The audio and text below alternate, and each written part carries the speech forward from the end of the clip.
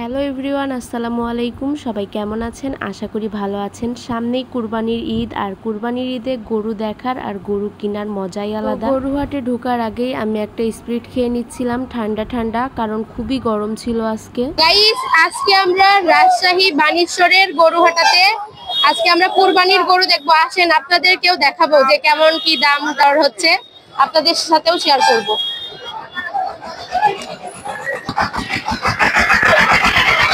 একটা গরু ঘুরাই নিয়ে যাচ্ছে না কিনে নিয়ে যাচ্ছে জানি না।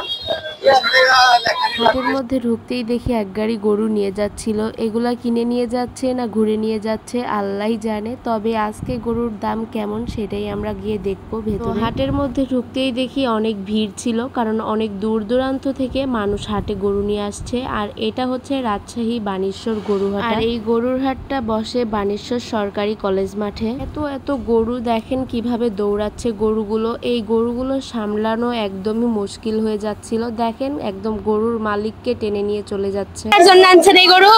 কত টাকা হলে বিক্রি করবেন? 2,20,000।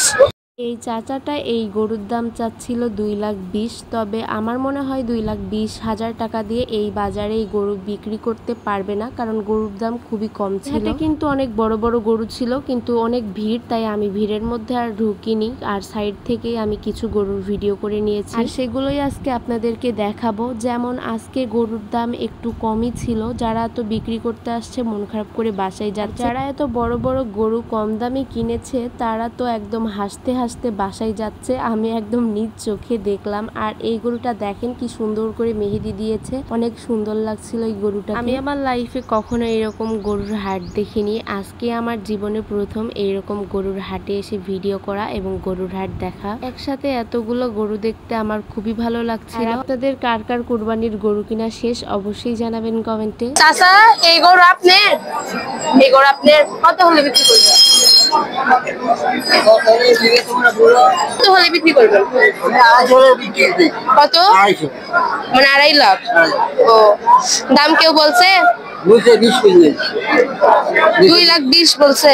চাচাটা এই গরুটা নিয়ে সকাল থেকে বসে আছে, আর দামে দরে একদমই মিলতেছিল না। কারণ চাচা দাম চাচ্ছিল 250, মানে 2.5 লাখ, আর দাম বলছে 2,20,000। তাই গরুটা বিক্রি করেনি, নিয়ে দাঁড়িয়ে আছে চাচা এই গরমের মধ্যে। গরু বিক্রি করতে এসে গরু বিক্রি করতেছে এবং হাটের মধ্যে খাওয়া দাওয়া চলতেছে। মানে এর ভেতরে ভাতের দোকানও দিয়েছে অনেক কয়টা। আর ভাতের দোকানে বিক্রি করতেছিল গরম গরম ভাত আর গরুর মাংসের কালাভুনা। শরবতও বিক্রি করতেছিল, কারণ এই গরমের মধ্যে শরবত ছাড়া একদমই চলবে না। এই হাটের মধ্যে যে পরিমাণ গরম। হাটের মধ্যে ঘুরতে ঘুরতে এই তো আমাদের এলাকার লোকজনের সাথে দেখা হয়ে গিয়েছে। আপনাদের সাথে যে ভিডিওটা শেয়ার করছিলাম গরুর, আপনারা হয়তো দেখছেন। গরুটার সাথে আবারও হাটের মধ্যে এসে দেখা হয়ে গিয়েছে। যারা বড় বড় গরু বিক্রি করতে আসছে তাদের মন একদমই খারাপ, কারণ আজকের গরুর বাজার খুব একটা ভালো না, মোটামুটি। আর এই চাচাটা সেটাই বলতেছিল আর কি। মিডিয়াম সাইজের একদম ছোট ছোট গরুর দাম ভালোই ছিল, মানে ওইগুলা বিক্রি করে একটু লাভবান হওয়া যাবে। তবে এরকম বড় বড় গরুর দাম খুব একটা বেশি ছিল। যারা কুরবানি দেওয়ার জন্য কিনবে তাদের আবার লাভ হবে, কারণ খুব অল্প দামেই ভালো ভালো গরু পাওয়া যাচ্ছে। ঈদে জামা কাপড় কিনা, অন্যর জামা কাপড় দেখা, এগুলো আনন্দ।